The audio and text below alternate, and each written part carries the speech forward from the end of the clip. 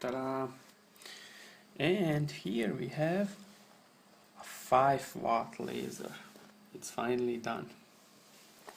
So it's a 5-watt laser. I put a cooling here in case it overheats. And safety glasses and sheet metal. Oh, here's actually my port, electric port. But it's metal. That's what's important. So the laser doesn't go through. So it takes some time. And we're gonna try to cut aluminium. Yep, it's aluminium. Let's try to cut it. Okay. Safety glasses. Aluminium. And laser on. Okay, let's see. Okay, right, and let's try to cut it. Can't see it with the glasses, but I hope I get it.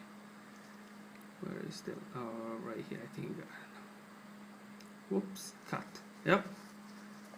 I'll see it. It cut right through. Try again.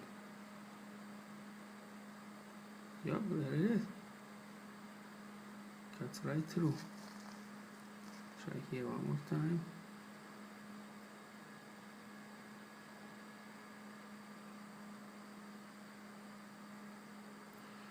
Yep, right there. It already cut through. I'm moving it, so it's hard for me to hold. I can see it with the glasses where the line is.